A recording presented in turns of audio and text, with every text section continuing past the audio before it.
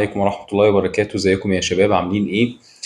نكمل مع بعض كلامنا. كنا خلصنا المرة اللي فاتت الكاردياك سايكل، وكنا وقفنا عند جزء صغير كده فاضل لنا وهو الهارت ساوندز. فاحنا النهارده هنتكلم عن موضوعين. الموضوع الاولاني هو الهارت ساوندز، وده موضوع نظري وعملي. هيتسأل لك في النظري بنسبة كبيرة، هيتسأل لك في العملي بنسبة 100%. فاحنا هنشرحه مرة النهارده، وفي العملي هنراجعه مراجعة سريعة.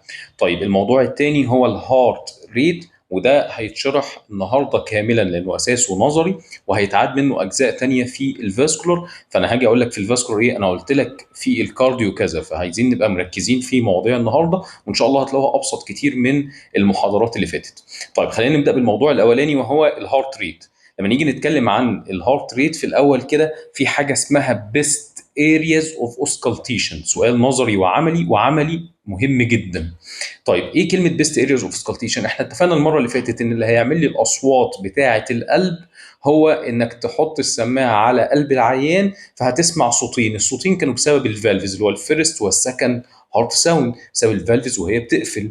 طيب فالعنوان اللي عندنا اللي اسمه بيست ارياز اوف اوسكالتيشن بيتكلم ان انا دلوقتي، انت قلت لي ان الفالفز لما تقفل هتعمل صوت، بس انا عندي 4 فالفز في الهارت، عندي ميترال وترايكاسبيد وعندي اورتيك وبلمونري. انا لما احط السماعه، انا سمعت بتاع انه واحد فيهم. قال لك لو انت حطيت السماعه على اي حته في القلب هتسمع الاصوات بتاعه ال4 فالفز زي ما هنشرح دلوقتي. ولكن لو انت عايز بقى، انت شاكك ان المريض اللي قدامك عنده مشكله في الميترال فالف، فانت هتحط في حته معينه دي اوضح صوت عندها بيبقى الميترال فالف، وبالتالي لو في مشكله في الميترال فالف هيبان واضح قوي في الحته دي. طيب لو انت شاكك ان عنده مشكله في الاورتيك فالف، هتحط في حته ثانيه على الهارت، حته معينه هنقولها دلوقتي، يبان فيها صوت الاورتيك فالف واضح جدا. وبالتالي لو في مشكله في الاورتيك فالف هتبان واضحه عند الحته اللي احنا هنسميها اورتيك اريا. ومن هنا طلع المصطلح اللي اسمه بيست ارياز اوف اوسكالتيشن، ان كل فالف له منطقه تسمعه عندها اوضح ما يمكن. عندي 4 فالفز، يبقى انا عندي 4 ارياز. اول واحد فيهم الميترال فالف، فبقى عندي حاجه اسمها ميترال اريا. يعني ايه ميترال اريا؟ يعني احسن حته تسمع عندها صوت الميترال فالف بكل المشاكل اللي فيه اللي هنشرحها بعدين. طيب فين الميترال اريا؟ قال لي هي الايبكس اوف ذا هارت. يبقى احسن حته تسمع عندها الميترال فالف هي الايبكس اوف ذا هارت. هو الايبكس اوف ذا هارت فين؟ يلا يا دكاتره الاناتومي، ليفت فيفث انتركوستال سبيس ات ميد كلافيكولار لاين اللي قدامنا هنا اهي. هل معنى كده ان الميترال فالف موجود هنا؟ لا، الميترال فالف مش موجود هنا. الميترال فالف موجود في الحته دي ما بين الاتريوم، الليفت اتريوم والليفت فنتري. ولكن احسن حته تسمع عندها الميترال فالف لو في اي مشكله هتبقى عند الايبكس، فسميناها ميترال اريا. طيب كذلك التراي كاسبيد اريا هي احسن حته تسمع عندها تراي كاسبيد فالف، موجوده برضو في الليفت فيفث انتركوستال سبيس بس جنب الاسترنم. الاسترنم مش واضحه في الرسمه هنا قوي، ده اللور اند اوف سترنم في الحته دي كده، الحته النهائيه اخر حته تحت من الاسترنم، جنبها ناحيه الشمال تسمع صوت واضح جدا، ده بتاع ترايكاسبيد فالف سميناها ترايكاسبيد اريا. طب اورتيك وبلمونري الاثنين سيمي ليونر، الاثنين سيمي ليونر بحرف الاس، موجودين في السكند انتركوستال سبيس. ولكن هو يعني ايه انتركوستال سبيس؟ يعني المسافه ما بين 2 ريبس، فالمسافه ما بين الريب الثاني والريب الثالث سميناها السكند انتركوستال سبيس. طيب يقول لك موجودين في السكند انتركوستال سبيس جاست بارا ستيرنال، يعني جنب الاسترنم بالظبط. ادي الاسترنم، عد توصل للسكند انتركوستال سبيس هنا والسكند انتركوستال سبيس هنا، موجود فيهم الاورتيك والبلمونري اريا جنب الاسترنم بالظبط في النقطتين اللي انا مشاور لك عليهم دول اهم. طيب بس على الناحيه اليمين هتسمع الاورتيك فالف واضح، يبقى الاورتيك اريا دي رايت سكند انتركوستال سبيس جاست باراسترنال. البلمونري اريا دي ليفت سكند انتركوستال سبيس جاست باراسترنال. في واحد هيقول لي يا دكتور انت متلخبط، بقى الاورطه ده بيطلع من الليفت فنتريكل يعني طالع ناحيه الشمال، والبلمونري طالع ناحيه اليمين. لا سيبك من القلب اللي انا برسمه لك ده، ركز في القلب بتاع دكاتره الاناتومي. دكاتره الاناتومي لما كان يجي يرسم لك الاورطه كان يرسمه لك طالع بالمنظر ده، صح اهو. فانت تقوم جاي سامع هنا، تسمع الاورتيك اريا السكند انتركوستال سبيس ناحيه اليمين، تسمع الاورتيك فالف. البلمونري كان طالع كده، فانت لما تيجي هنا تسمع البلمونري فالف واضح، يبقى ركز عشان ما يلخبطكش في الامتحان. الاورتيك اريا بتاعت الاورتيك فالف موجوده ناحيه اليمين، والبلمونري بتاعت البلمونري فالف موجوده ناحيه الشمال. طيب بعد ما عرفنا الموضوع اللي اسمه بيست ارياز اوف سكالتيشن، عايزين نعرف بقى هنسمع ايه. طيب احنا كلنا عارفين ان في صوتين للقلب، لو حطيت السماعه على قلب العيان هتسمع بو بو بو بو، المنظر ده كده، اللي هم الصوتين العاديين اللي احنا نعرفهم. لكن المفاجاه ان احنا ما عندناش صوتين بس في القلب، ده القلب وهو شغال بيطلع منه 4 اصوات. يطلع منه 4 اصوات، 4 اصوات. بس اللي احنا نقدر نسمعهم اتنين، الاتنين الباقيين اقل من مستوى سمعنا، ما نقدرش نسمعهم. فعشان كده الهارت ساوندز 4 هنقسمهم الى اتنين يمكن سماعهم، هنسميهم اوديبل هارت ساوندز. اوديبل يعني يمكن سماعهم. واتنين في الطبيعي ما بيتسمعوش، نسميهم ان اوديبل او نون اوديبل، يعني لا يمكن سماعهما. وبالتالي بقى عندي في 4 هارت ساوندز، فهنقسمهم فيرست وسكند وثيرد وفورث. الفيرست والسكند بسمعهم على اي انسان، حط السماعه على قلب اي انسان في الدنيا هتسمع صوتين بوب بوب بوب وهكذا، دول فيرست وسكند هارت ساوند. طيب الثيرد والفورث هارت ساوندز الطبيعي ان هم ما يتسمعوش. طب هيجي سؤال، يا دكتور طب احنا ما سمعناهمش، عرفنا ان هم موجودين ازاي؟ قال لك عشان تسمع القلب، اصوات القلب، او تسجل اصوات القلب، قدامك طريقتين. يا اما بالسماعه اللي احنا بنستخدمها في المستشفى اللي هي الميديكال ستيثوسكوب، يا اما بجهاز بيسجل موجات او بيسجل اصوات اللي طالعه من القلب في صوره موجات، بيسموه فون كارديوجرام. كارديوجرام يعني رسام للقلب، وفون جاي من فوناتكس اللي هي صوت. ففون كارديوجرام انه بيرسم او بيسجل اصوات القلب. الفون كارديوجرام ده لما جم يستخدموه، لقوه قام جاي مسجل 4 اصوات، كانوا بيسمعوا صوتين بس، بيسجل 4 اصوات، اتنين كبار مسموعين، فسموه الفيرست والسكند هارت ساوند. ومعروف ان ده سموه الفيرست لانه اول صوت بيتسمع في الكاردياك سايكل في الايزومتريك كونتراكشن، وسكند هارت ساوند. طيب وبعد كده في صوتين تانيين صغيرين ما بنقدرش نسمعهم، فسموه ثيرد وفورث هارت ساوند. يبقى عرفنا منين ان في 4 اصوات مش صوتين بس بالفون كارديوجرام. نقدر نسمع مين فيهم؟ بنقدر نسمع اتنين بالاستيثوسكوب، والاتنين الباقيين ان اوديبل. طيب الحقيقه واللي احنا هنقوله دلوقتي ان الصوت الثالث اللي هو الثيرد هارت ساوند الاساس انه ما يتسمعش، ولكن ممكن يتسمع في حالتين لا ثالث لهما. ايه الحالتين دول؟ زي ما الكتاب ما كاتب اللي تشيلدرن، الاطفال، لان مساحه الشيست بتاعت الاطفال صغيره، فبيبقى القلب قريب جدا من السماعه، فسهل انك تسمعه. وليها سبب تاني، يا اما في امراض زي الهارت فيلير، بالاستيثوسكوب هتسمع لي صوتين في اي انسان طبيعي. ممكن لو انت سمعك حاد بقى تسمع صوت ثالث. الصوت الثالث ده ممكن يسمع في حالتين، يا اما في الاطفال يا اما في بعض الامراض زي الهارت فيلير. تعال نتكلم عن اصوات القلب، ونبدا بالفيرست والسكند هارت ساوند، ودايما تذاكرهم في جدول مقارنه قصاد بعض زي ما انا كاتبهم لك كده. طيب احفظ معايا، سكند هارت ساوند بحرف الاس، لما تيجي تتكلم عنه هنوصفه بثلاثة اس. طب ايه الثلاثة اس؟ قال لك هو سببه كلوجر اوف سيمي ليونر فالف. كنا بنقول الفيرست ده قفله الايفي فالف، فيرست يعني واحد واول حرف الاي، يبقى الفيرست هارت ساوند بتاع الايفي فالف. طيب السكند هارت ساوند بتاع الاورتيك والبلمونري اللي هم السيمي ليونر فالف، يبقى السبب بتاع السكند هارت ساوند هو كلوجر اوف سيمي ليونر فالف.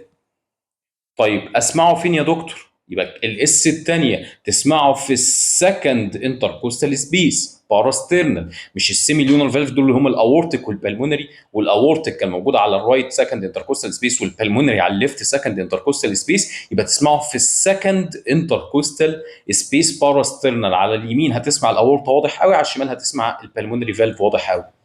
طيب الكومبوننتس يعني بيتكون من مين؟ فهيتكون من الاورتيك وبلمونري. طيب الاس الثالثه ان هو شورت ديوريشن. طيب بصوا يا جماعه، لحد هنا في الجدول ده، لحد هنا كده ده الكلام العادي. اللي تحت ده خيال علمي، هلوسه سمعيه، نعرف نسجله كويس قوي بالفون كارديوجرام. بس اوعى تفتكر انك لما تحط السماعه على قلب العيان هتعرف تقول ان الاولاني ده طويل والتاني ده قصير. فكلام هيتحفظ لان هم لقوه كده، واللي قبلنا حفظوه لنا كده، واللي قبلهم حفظوه لهم كده، وهكذا. فهذا ما وجدنا عليه اباؤنا هنكمله. لكن اوعى تفتكر ان الكلام ده انت هتعرف تسمعه بودنك، ده انت تبقى بيتهوفن. بالمناسبه بيتهوفن ما كانش بيسمع اصلا. طيب، فيقول لك ان الاس الثالثه ان هو ايه؟ شورت ديوريشن. طيب يبقى السكند هارت ساوند وصفناه، احفظ معايا. ها، بتاع كلوجر اوف سيمي ليونر فالف، سكند انتركوستال سبيس، شورت ديوريشن. طيب الفيرست هارت ساوند العكس، هيبقى كلوجر اوف اي في فالف. ها، فين مكانه؟ ده بتاع اي في فالف يعني ميترال وترايكاسبيد، يبقى على الميترال اريا اللي هي الابيكس، وترايكاسبيد اريا اللي هي جنب الاسترنم تحت ناحيه الشمال. طيب وهيبقى اللونج ديوريشن، لونج ديوريشن اللي هو 15 من 100 ثانيه بدل ما هي 1 من 10 ثانيه. مفيش ودن تعرف تفرق ما بين الاثنين دول كده.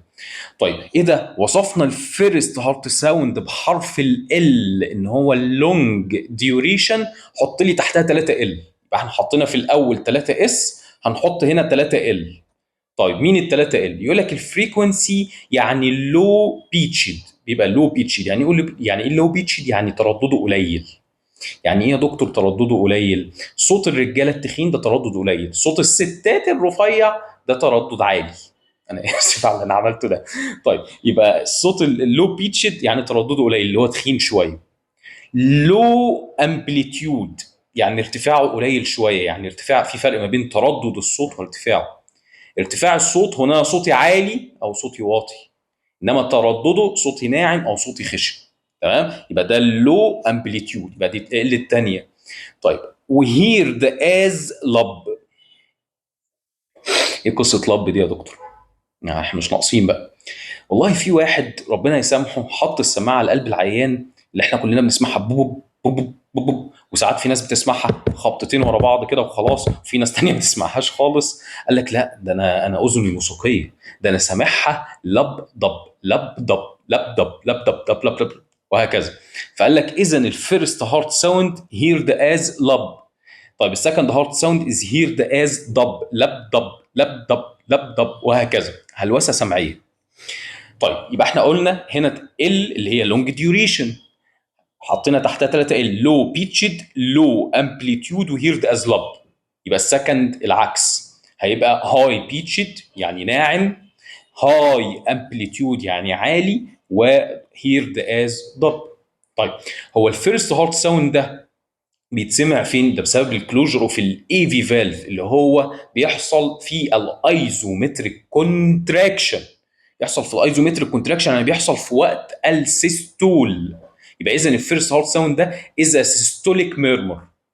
طيب السكند هارت ساوند ده بيحصل في الايزومتريك ريلاكسيشن. طالما بيحصل في الريلاكسيشن يبقى ده بيحصل في وقت الدايستول، يبقى ده دايستوليك ميرمر. وهي دي الاهميه الاساسيه للهارت ساوندز. ازاي يا دكتور؟ يقول لك انت لما بتسمع بتحط ايدك على البلس. انت بتسمع صوتين بوب بوب بوب بوب بوب. تعرف مين فيهم الفيرست ومين فيهم السكند؟ اللي بيجي مع البلس يعني بيجي مع السيستول. ما هو النبضه اللي انت حاسسها في الارتري دي سببها ان القلب انقبض وضخ دم في الارتري. فالنبضه اللي انت بتحسها دي هي السيستول بتاع القلب. فوانت حاطط ايدك كده، الصوت اللي انت هتسمعه مع النبضه بوب، وايدك اترفعت مع البلس كده، ده فيرست هارت ساوند. طب اللي جه من غير ضربه، يعني انت حاطط ايدك كده فانت سمعت صوت اولاني مع النبضه، ده الفيرست. طيب في واحد تاني هيجي من غير ضربه تحت ايدك، ده السكند. ليه؟ لانه دايستوليك. يبقى اهميه التايمنج ده عرفني انه السيستول وانه الدايستول، عشان لما نيجي نتكلم عن الميرمر كمان شويه. السبليتنج اكتب لي جنبها مؤجله هنشرحها مع العمل. يبقى مقارنه سريعه كده ما بين الفيرست والسكند هارت ساوند، احفظها زي ما انا قلتها لك. سكند هارت ساوند بحرف الاس، حط تحتها 3 اس. سيمي ليونر فالف، ها شورت ديوريشن، قبل شورت ديوريشن سكند انتركوستال سبيس، ثم شورت ديوريشن 1 من 10 سكند. قصادها العكس، هيبقى ايه؟ كلوجر في الاي في فالف، وبالتالي هيبقى مسموع على الميترال والترايكاسبيد اريا بتاع الاي في فالف، ولونج ديوريشن 15 من 100 سكند. حطيت لونج ديوريشن بحرف ال، حط تحتها 3 ال، لو امبليتيود، لو بيتشد، وهيرد از لب. هناك هيبقى العكس، وعرفنا ان ده سيستوليك وده دايستوليك. ما تلخبطش في الحته دي في الامتحان. طيب تعال نزود معلومه صغيره كده. فيرست هارت ساوند سبب ان مدته طويله، مدته طويله رغم ان الفالف بيقفل على طول، يعني الاي في فالفز بتقفل على طول. ايه اللي خلى مدته طويله؟ قال لك اصل هو له 3 كوزز. يعني السكند هارت ساوند له سبب واحد اللي هو قفله السيميليونر فالف، فمدته قصيره. انما الفيرست هارت ساوند مدته طويله لانه له 3 اسباب فياخدوا مده اطول شويه. السبب الرئيسي والاساسي هو الكلوجر اوف الايفي فالف. طيب سببين تانيين، واحد في الفنتركل، يبقى واحد في الفالف، التاني في الفنتركل، التالت في الارترز، يبقى فالف فنتركل ارترز.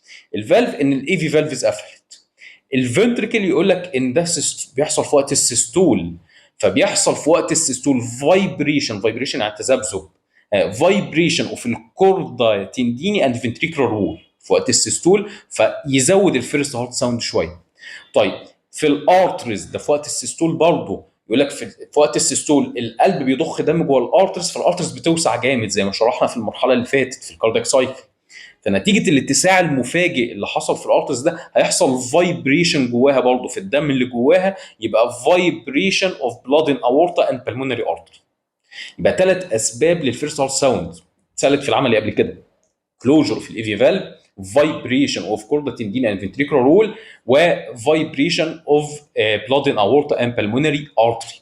وبالتالي لما يجي يسالك في الكومبوننتس المكونات بتاعت الفيرست هارت ساوند هتقولها له كالاتي، اكتبها معايا: فالفولار كومبوننت اللي هو كلوجر اوف الايفي فالف، فنتريكولار كومبوننت اللي هو الفايبريشن بتاع الكوردا التنديني والفنتريكل، وارتيريال او فاسكولار كومبوننت، والكتاب عندنا كتبها تحت اسم تاني هيميك كومبوننت، هيميك نسبه الى الدم، فاسكولار او هيميك كومبوننت اللي هو فايبريشن اوف بلاد ان اورتا اند بالمونري ارتري. كده نبقى خلصنا الفيرست والسكند هارت ساوند. تعالى نتكلم عن الصوتين الباقيين اللي هم الثيرد والفورث سريعا. الثيرد هارت ساوند زي ما احنا ما قلنا الاساس بتاعه ان هو نون اوديبل، ما يتسمعش، ولكن ممكن يتسمع في التشيلدرن، في الاطفال تشيلدرن او انفانتس. ده اللي كاتبه الكتاب. هنزود عليه بس الاثليتس، الناس الرياضيين ديورنج الاكسرسايز، في وقت الاكسرسايز ممكن يتسمع عندهم، وديت هنزودها للعملي، لكن في النظري هي دي بس. طيب وممكن يتسمع او بيتسمع بمعنى اصح في المرضى اللي عندهم هارت فيلير. طيب سببه ايه؟ يقول لك سببه هو الفايبريشن اوف الفنتريكولار وول والفالفز الايفي فالفز في الماكسيمال فيلينج فيز. يبقى سببه ايه؟ طبعا الفايبريشن بتاع الفنتريكولار وول والايفي فالفز وهي مفتوحه بتعمل كده، بتفتح الفتحه الجامده ديت، فده ممكن يعمل شويه فايبريشن يتسمع كصوت او يتسجل كصوت ضعيف جدا، اللي هو ممكن يتسمع في الحالات اللي احنا قلناها. فده سبب يبقى في الماكسيمال فيلينج فيز، او زي ما بتيجي في الامتحانات في الايرلي دايستول، في بدايه الدايستول. طب الفورث هارت ساوند مستحيل يتسمع طبيعي، مستحيل. يبقى ده كنا بنقول في بعض الحالات ممكن يتسمع فيها، انما ده مستحيل يتسمع طبيعي، ممكن يتسمع قليل جدا في بعض الامراض، لكن الاساس ان هو ما يتسمعش. طيب سببه ايه؟ قال لك فايبريشن وفي الايفي كاسبس ان اتريال سيستول، في الاتريال كونتراكشن الفالفز بتفتح اكتر من كانت فاتحه بسبب ان الاتريوم بينقبض فيضخ الدم، فبرضه تعمل شويه فايبريشن، تعمل صوت. المهم برضو ان هو في الاتريال سيستول في اللي هي فيز رقم 1، او اللي بنسميها ليت دايستول. يبقى ده في الماكسيمال فيلينج او الايرلي دايستول، ده في الاتريال سيستول او الليت او اللي هي اسمها ليت دايستول. وهعرفك دلوقتي جت منين كلمه ايرلي وكلمه ليت. ده الاساس انه ما يتسمعش، لكن ممكن يتسمع في التشيردن وفي الهارت فيلير، ده ما يتسمعش اصلا. طب ايه يا دكتور قصه ايرلي وليت؟ تعالى نفتكر مع بعض الفيزز بتاعت الكاردياك سايكل. الفنتريكولار دايستول كان بيبتدي من اول هنا، قاموا جايين مسميين دول كلهم مع بعض كده سموهم ايرلي دايستول، قسموا الدايستول لثلاث مراحل: ايرلي وميدل وليت، بدايه الدايستول ونصه واخره. فدول سموهم ايرلي دايستول، ده سماها ميد دايستول، ويجي بعدها الاتريال سيستول الجديد اللي هو اخر حاجه في الدايستول بتاع الفنتريكل، فقاموا جايين مسمينها ليت دايستول. كده نبقى خلصنا كلامنا عن النورمال هارت ساوندز. تعال نتكلم عن ابنورمال هارت ساوندز او اللي احنا بنسميها هارت ميرمرز. يعني ايه كلمه ميرمر يا دكتور؟ كلمه ميرمر ترجمه حرفيه كده يعني لغط. يعني ايه لغط؟ يعني دوشه. الطبيعي ان انا لو حطيت السماعه على قلب اي حد فينا هسمع الفيرست والسكند هارت ساوند بس، ممكن اسمع الثيرد والفورث احنا سجلناه. طيب ده في القلب الطبيعي، انما لو قلب فيه مرض، فيه مشكله خصوصا في الفالفز، هسمع الى جانب الفيرست والسكند هارت ساوند هسمع اصوات تانية.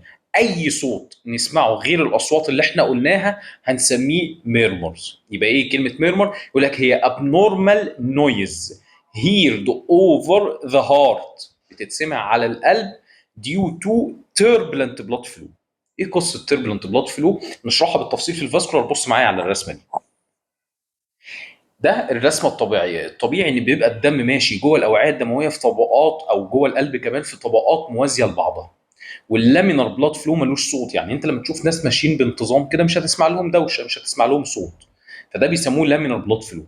طيب لو جت حاجه خلت الدم يمشي، يدخل طبقات الدم دي تدخل على بعضها، يسموه تيربلنت بلاد فلو. كلمه تيربلنت يعني معكر، ساعتها يتسمع له صوت. يبقى انا لو حطيت السماعه على اي حته، سواء على القلب بره القلب، على الدم ماشي بانتظام بطبقات موازيه لبعضها لامينار بلاد فلو، ما بسمعلهاش صوت. وبالتالي انا الطبيعي لو حطيت السماعه على القلب ما اسمعلوش صوت لانه ماشي لامينار. طب لو حصل مشكله في الدم وخلته يمشي يدخل على بعضه، الطبقات دي تدخل على بعضها، هنسميه تيربلنت بلاد فلو. التيربلنت بلاد فلو ده هنسمع له صوت. والتيربلنت بلاد فلو ده لو اتسمع على القلب هنسميه ميرمر، لانه لو اتسمع على البلاد فيسلز هنديله اسم تاني كمان شويه. طب يبقى ايه اسباب الميرمر؟ هتقول له هي التيربلنت بلاد فلو. طب ايه اسباب التربلنت بلاد فلو؟ هتقول لي حاجه من الاثنين، والاثنين بحرف الفي. يا تزود الفيلوسيتي اوف بلاد، يا تعمل مشكله في الفالف. يبقى اسباب الميرمر يا تزود الفيلوسيتي اوف بلاد، ان الدم يمشي اسرع من الطبيعي، يا تعمل مشكله في الفالف ديزيز. طيب يقول لك increase the velocity of blood above critical velocity. ما احنا كلنا يا دكتور مثلا وقت الاكسرسايز ممكن سرعه الدم تزيد شويه. هل هيتسمع عندي ميرمر؟ لا، مش هيتسمع عندك ميرمر. ليه؟ يقول لك لان في حد معين، سرعه معينه، لو الدم عداها، هيعمل ميرمر. السرعه دي بنسميها كريتيكال فيلوسيتي. طب الكريتيكال فيلوسيتي دي الدم بيعديها امتى ويعمل لي تربلنت بلاد فلو ميرمر؟ قال لك في حالات هايبر دايناميك سيركيوليشن. بصراحه هايبر دايناميك سيركيوليشن هيعدي علينا كتير جدا بعد كده، تبقى فاهم يعني ايه. معناه ان في حاجه خلت الدم يتحرك بسرعه قوي جوه جسمنا، اسرع من الطبيعي. واشهر سببين للهايبر دايناميك سيركيوليشن هو الانيميا والهايبرثايرويدزم. هي الانيميا والهايبرثايرويدزم. انيميا احنا عارفين ان بيحصل فيها تاكيكاردي، لما كنت بقول لك تعبانه هبطانه نهجانه، ضربات قلبي اهيانه، كانت ضربات القلب او ضربات قلبي زيدانه، كانت ضربات القلب بتزيد قوي عشان تعوض نقص الاكسجين اللي واصل للانسجه. وهايبر ثايرويدزم لان احنا عارفين كلمه هايبر ثايرويدزم يعني زياده الثايرويد، احنا عارفين ان الثايرويد بيكربج القلب، بيزود شغل القلب، فالهايبر ثايرويدزم تزوده اكتر وبالتالي تعمل لي ميرمر. يبقى انكريز فيلوسيتي اوف بلاد فلو. طب فالف ديزيز ديت هي الاهم بقى. انواع الامراض اللي ممكن تحصل في الفالفز حاجه من الاثنين، يا دي يبقى اضيق من الطبيعي ستينوزز، يا اما اوسع من الطبيعي يحصل فيه كلمه اسمها ريجيرج او انكومبتنس، يعني ارتجاع. يعني ايه الكلام ده يا دكتور؟ تخيل معايا ان ده فالف اهو. الفالف الطبيعي يعمل ايه؟ الفالف الطبيعي انه في وقت هيبقى قافل، ولما يبقى قافل يقفل خالص، لا في حاجه تعدي تطلع او ترجع. يا يبقى فاتح فالدم يعدي ان وان واي، في اتجاه واحد. طب كلمة ستينوزز معناها ايه؟ معناها دي معناها ان وقت ما يفتح ما يفتحش كويس. هيفتح، بس ايه المفروض انه كان يفتح كده؟ لا، ده هيفتح كده بس. يبقى اذا ده نسميه ستينوزز، فالدم وهو معدي من عليه يعمل التربلنت بلاد فلو اللي احنا حكيناه، ويعمل لي ايه؟ ويعمل لي الميرمر. طيب كلمه ريجيرج، المفروض ان الفالف لما يقفل بالمنظر ده، مفيش نقطه دم ترجع. طيب بعض الناس بيحصل مرض عندهم في الفالف، لما يجي يقفل تلاقي في حته ما قفلش 100%، وبالتالي شويه دم ممكن يرجع كده. يبقى الامراض اللي في الفالفز حاجه من الاثنين، يا ستينوزز ما يفتحش كويس، يا ريجيرج ما يقفلش كويس. واي فالف من الاربعه فالفز اللي عندنا ممكن يحصل فيه ستينوز ويحصل فيه ريجيرج، واشهر سبب للكلام ده هو الروماتيك فيفر، زي ما انتوا هتاخدوا في الباثولوجي. طيب وبالتالي اصبح ان انا عندي في الاي في فالفز في ستينوزز، يعني ميترال ستينوز وترايكاسبيد ستينوزز، وفي ريجيرج، ميترال ريجيرج او ترايكاسبيد ريجيرج، ونسميها ريجيرج او انكومبتنس. انكومبتنس يعني مش قافل كويس. وكذلك في الاورطه في اورتيك ستينوز، اورتيك ريجيرج، بالمونري ستينوز، وبالمونري ريجيرج. كل واحد من دول لو حصل هيعمل لي ميرمر. طيب عايزين نعرف بقى مين هيعمل ايه. فعملت لك جدول بسيط خالص، قلت لك ايه؟ هنقسم الميرمرز الى حاجتين، سيستوليك ميرمر ودايستوليك ميرمر. يلا يا طالب يا شاطر قول لي تعرف منين اذا كان دي سيستوليك ولا دايستوليك ميرمر. انا قلت لك ان الفيرست هارت ساوند ده سيستوليك ساوند. معلش انا اتلخبطت وانا بشرحها، هي سيستوليك ساوند. يعني ايه سيستوليك ساوند؟ يعني بيحصل في وقت السيستول. طيب والسكند هارت ساوند ده دايستوليك ساوند. ده الفيرست وده السكند.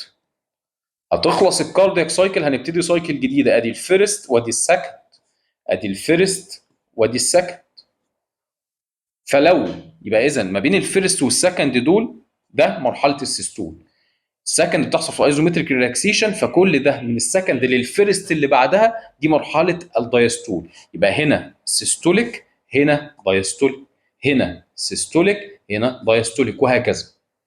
فلو انت سمعت الميرمر ما بين الفيرست والسكند هارت ساوند هتقول عليها السيستوليك ميرمر. يعني ايه سيستوليك ميرمر؟ ده ميرمر اتسمعت ما بين الفيرست والسكند هارت ساوند، يعني اتسمعت ديورنج السيستول. طيب لو انت سمعتها ما بين السكند والفيرست اللي بعده هتبقى دايستوليك ميرمر. مثال، بص انا المفروض القلب الطبيعي بيعمل ايه؟ بو بو بو بو بو بو فيرست وسكند. طب لو انا سمعت بو بو بو بو بو بو يبقى انا سمعت الميرمر ديورنج السيستول ما بين الفيرست والسكند هارت ساوند، فهو جاي مسميها سيستوليك ميرمر.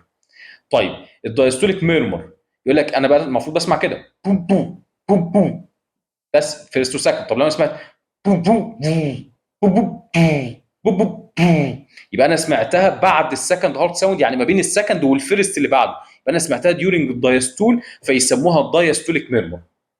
طبعا الاصوات بتبقى مختلفه شويه عن اللي انا عملته ده، هبقى ارفع لكم فيديو فيه الاصوات بتاعه القلب كلها. خلاصه ان انا بقى عندي سيستوليك ميرمر ودايستوليك ميرمر. في طريقه اسهل ان انا بحط ايدي على البلس زي ما انا حكيت لك والسماعه على قلب العيان. الميرمر اللي هيجي لي مع النبضه ده ميرمر حصل في وقت السيستول، لان النبضه معناها ان في سيستول في القلب.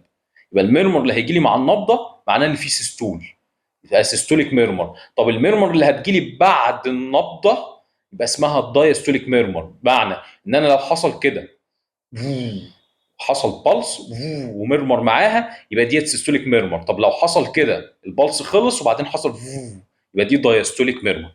طيب ايه اسباب السيستوليك ميرمر؟ يعني انا لو لقيت سيستوليك ميرمر افكر في ايه؟ احفظها معايا. سيستوليك حرف الاس يبقى السبب الاول ليها سيميليونر ستينوزز حرف الاس، يبقى السيستوليك ميرمر سببها الاول سيميليونر ستينوزز.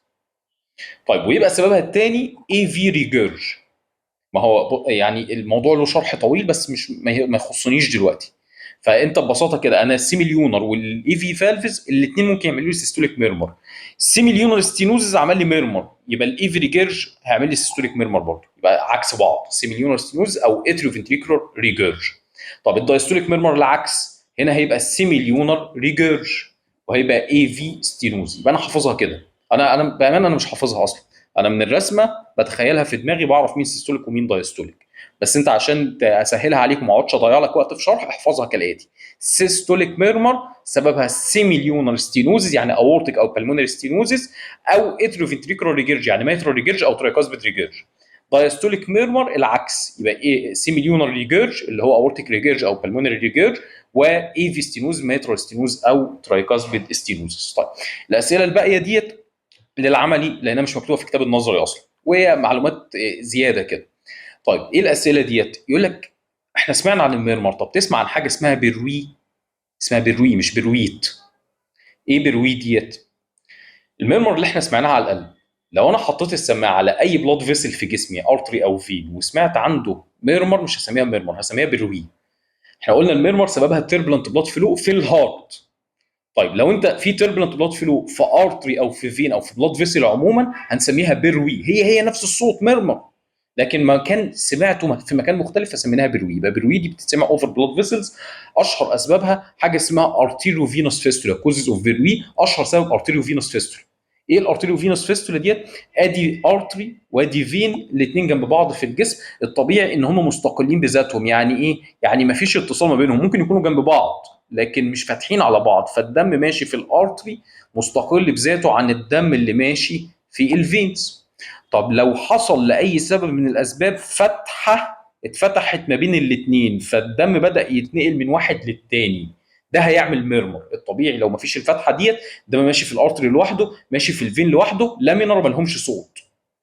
طيب لو اتفتح فتحه ما بينهم والدم بدا ينتقل ما بينهم هيعمل لي تيربلنت بلاد فلو، لان دي سكه غير طبيعيه ليهم.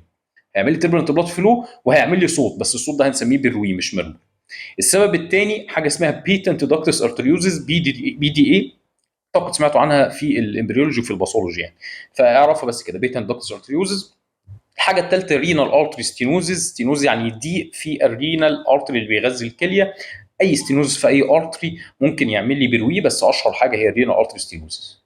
طيب زمان ايام الشفوي كان يجي ايه، يسالك عن الميرمر فتجاوب، يسالك عن البروي فتجاوب، الدكتور يتنرفز، الواد ده هيقول مش عارف امتى، فيقوم جاي يقول لك طب تعرف حاجه اسمها ثريل؟ تقول له اه، يتضايق اكتر، يقول لك ايه الثريل ده؟ فتقول له هي بالبابل ميرمر او بروي. يعني ايه بالبابل؟ يعني يمكن الاحساس بيها. يعني ايه الكلام ده؟ الميرمر او البروي، الميرمر على الهارت، البروي على البلاد فيسلز، انت سمعتها بالسماعه. طب لو انت حطيت ايدك مكان السماعه اللي انت سامع عندها ميرمر دي، انت جاي حاطط ايدك وحسيتها تحت صبعك، ما هي تربلنت بلاد فلو، فممكن تحسه بس بيبقى ضعيف، ساعتها هتسميها ثريل. يبقى لو سمعته سميته ميرمر او بروي، لو حسيته بصوابعك بيسموها ثريل. دي معلومات ايه، اسرائيليات. كده نبقى خلصنا كلامنا عن الهارت ساوندز والميرمرز. ميرمرز اساسها عملي، ولكن ممكن تجي لي في وسط اسئله ام سي كيو نظري. تعال نتكلم عن موضوع مهم جدا وهو انرفيشن اوف ذا هارت. طيب ليه يا دكتور الموضوع ده مهم جدا؟ هو الموضوع الجاي اللي اسمه الهارت ريت، لان الموضوعين دول زياده في كتاب السنه دي، مش موجودين في كتب السنين اللي فاتت. كانوا مشروحين جزئيا، حتت منها كده كانت مشروحه في الفاسكولار، لكن ما كانش بيجي سيرتها في الكارديو. فطالما هي حاجه جديده خالص، جديده نوفي كده على الكتب بتاعه الكليه، فهي حاجه مهمه جدا. تعال نبدا بانرفيشن اوف ذا هارت. طيب احنا قلنا قبل كده ان الهارت بيشتغل اوتوماتيك عن طريق مايوجينيك، ان العضله بتاعه القلب نفسها عندها القدره ان هي تولد الكهرباء وتوصلها وتستجيب ليها كمان. لكن قلنا ان دور النيرفوس سيستم او الاوتونوميك نيرفوس سيستم هو ريجيوليشن نوت انيشيشن. يبقى انرفيشن اوف ذا هارت ده مقصود بيه الاوتونوميك نيرفوس سيستم هيعمل ايه في الهارت، جاي منين وهيعمل ايه. واحنا عارفين الاوتونوميك نيرفوس سيستم هو سمباثيك وبارا سمباثيك، سمباثيك يزود وبارا سمباثيك يقلل. وزي ما انتم عارفين ان كل حاجه بتحصل في جسمنا ليها جزء مسؤول عنها في المخ، ليها سنترز. فلقينا ان في تو سنترز في المخ مسؤولين عن تظبيط شغل الهارت. ده العنوان اللي احنا بنتكلم عليه، اسمه انرفيشن اوف ذا هارت. طب السنترز دي موجوده فين؟ موجوده في المظله اوبلونجاتا اللي هي النخاع المستطيل. طب مين التو سنترز دول؟ مش انا عندي سمباثيك يزود وبره سمباثيك يقلل، يبقى التو سنترز، سنتر هيزود عن طريق انه يشغل سمباثيك، وسنتر هيقلل عن طريق انه يشغل بارا سمباثيك، يقلل، يزود ويقلل شغل القلب. طيب اللي هيزود شغل القلب هنسميه سي اي سي، كارديو اكسلراتوري، يعني بيعمل اكسلريشن، يعني بيسرع او يزود، سنتر كارديو اكسلراتوري سنتر. والتاني اللي هيقلل، اللي هيعمل انهبيشن، هنسميه كارديو انهبيتوري سنتر، كارديو انهبيتوري سنتر او سي اي سي. زي ما انت متوقع والطبيعي ان السي اي سي اللي هو الاكسلراتوري ده هيشغل سمباثيك. بالمناسبه الاكسلراتوري ده مكتوب في بعض الكتب الثانيه ستيميولاتوري، كاردياك ستيميولاتوري سنتر، عشان لو شفت الاسم في الامتحان، لكن انا بقول الاسم اللي موجود في الكتاب. ده الكاردياك اكسلراتوري سنتر ده بيشغل سمباثيك، انما الكاردياك انهبيتوري سنتر ده بيشغل بارا سمباثيك. ده بيشغل سمباثيك يروح يزود شغل القلب، ده بيشغل بارا سمباثيك يروح يقلل شغل القلب. طيب الاثنين موجودين في المظله، لكن الكاردياك ستيميولاتوري او الكاردياك اكسلراتوري موجود في اللاترال بارت اوف مظله، موجود بايلاترال في اللاترال بارت اوف مظله على الناحيتين. الكاردياك انهبيتوري سنتر موجود برضه بايلاترال في الميديال سايد اوف ذا مظله. يبقى الكاردياك انهبيتوري موجود ميديال اهوت، الكاردياك ستيميولاتوري موجود لاترال اهوت، وموجود بايلاترال في الناحيتين. الكورس بتاعه ايه؟ الكاردياك انهبيتوري هيوصل اعصاب بارا سمباثيك للهارت. هو مين البارا سمباثيك للهارت؟ فيجاس. يبقى بيطلع من حته اسمها الدورسال فيجال نيوكليوس، حته بتطلع الفيجاس في البرين ستيم. طيب ويطلع فيجاس، الفيجاس يروح لحد الهارت عشان ياثر على اتريا اونلي، شاطر.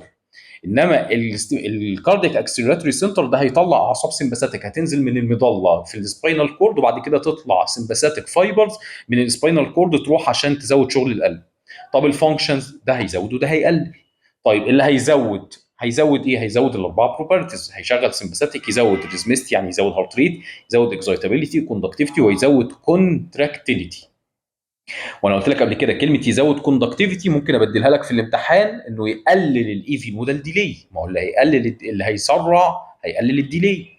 طيب نتيجه ان السمباثيك والكاردياك اكسلراتوري سنتر لما يشتغلوا هيزودوا شغل القلب، الشغل اكتر محتاج طاقه اكتر، يبقى اذا هيزود الميتابوليزم وهيزود الاكسجين كونسامشن اوف ذا هارت، هيزود استهلاك الاكسجين في الهارت. طيب دلوقتي بقت القلب السمباثيك شغال، فالقلب شغال كتير فمحتاج طاقه كتير فبيحرق اكسجين وطاقه كتير. طب عشان يحرق اكسجين كتير لازم يجي له دم كتير، يبقى هيزود الكوروناري بلاد فلو، وعشان يزود الكوروناري بلاد فلو هيعمل فازو دايليتيشن. يبقى انا لو عملت ستيميوليشن للكاردياك اكسلراتوري سنتر هيزود كل شغل القلب، وهيعمل فازو دايلاتيشن في الكورونري عشان يزود الدم اللي رايح يغذي عضله القلب اللي هو الكورونري بلاد فلو، وهيزود الاكسجين كونسومشن والميتابوليزم. العكس تماما مع البارا سمباثيك، لو انا شغلت الكاردياك انهبيتوري سنتر يبقى انا عايز اقلل شغل القلب، يبقى هيقلل، بس هيقلل مين؟ الاتريا اونلي، هيقلل الهارت ريت ريزمستي، وهيقلل الكوندكتيفيتي، وهيزود الايفي نودال ديلي، وهيقلل الاتريال كونتراكتيليتي. وبناء عليه القلب بقى شغال اقل، يبقى هيقلل الاكسجين كونسامشن اند ميتابوليزم، وهيقلل الكوروناري بلاد فلو، يعني هيعمل فازو كونستريكشن اوف كوروناريز. وازاي ده عمل فازو دايلاتيشن وده عمل فازو كونستريكشن؟ ده له شويه تفاصيل هنبقى نحكيها في الفاسكولار. مع ملحوظه صغيره خالص عند الكاردياك انهبيتوري سنتر قلناها قبل كده. فاكر لما كنت قلت لك ان في حاجه اسمها بارا سمباثيك تون او فيجال تون على الهارت، كان بيقلل شغل البارا سمباثيك، او سوري كان بيقلل شغل الهارت ديورنج الريستنج. الاس سي نود عندها القدره ان هي تشتغل من 90 ل 110. طيب هل انا محتاج ده ديورنج الريستنج؟ لا، انا 70 بالنسبه لي كفايه. فكنا بنقول ان البارا سمباثيك شغال ديورنج الريستنج يقلل الهارت ريت من 110 او من 100 الى 70. طب بسبب ايه؟ ايه اللي خلى البارا سمباثيك يشتغل؟ ان الكاردياك انهبيتوري سنتر في وقت الريستنج شغال يعمل ايه؟ يقلل شغل الهارت، يشغل فيجاس فيقلل شغل الهارت. يبقى اذا لما يجي يسالني في الامتحان مين فيهم اكتف ديورنج الريستنج، هتقول له الكاردياك انهبيتوري سنتر بيبقى اكتف ديورنج الريستنج، بيعمل لي الفيجال تون اللي بتقلل الهارت ريت من 100 الى 70. طيب ايه اهميه ان احنا نقول الكلام ده الكاردياك اكسلراتوري والكاردياك انهبيتوري؟ ببساطه كده، اي حاجه في جسمنا عايزه تاثر على شغل القلب مش هتروح للقلب مباشره. يعني انت هتبتدي اكسرسايز، فمش الاكسرسايز نفسه الجري او رجلك لما تيجي تجري مش هي اللي هتروح تقول للقلب زود شغلك عشان انا بعمل اكسرسايز، لا، ده هي هتروح تبلغ للمخ احنا بنعمل اكسرسايز، فالمخ يقوم جاي مظبط الاثنين سنترز دول عشان يزودوا شغل القلب زي ما هنشرح دلوقتي. يبقى ايه الهدف من ده كله؟ ان هم بيبعتوا ان هم بيستقبلوا معلومات من كل حته في جسمنا، التو سنترز دول بيستقبلوا معلومات وبعدين يبعتوا اوامر للهارت زود او قلل شغلك على حسب حاجه الجسم. تعال نتكلم في الموضوع الاخير بتاعنا واحنا مش هنشرحه كله النهارده اللي اسمه هارت ريت، وده موضوع مهم جدا جدا جدا، لان زي ما انا قلت لك ما كانش موجود. يعني اخر مره اتحط تقريبا فيها في الكتب بتاعه الكليه عندنا مش عارف 2016 او 2017 حاجه زي كده، من زمان قوي ما اتحطش كموضوع لوحده كده ريجوليشن اوف هارت ريت. فتعالى نبدا ونقول بسم الله.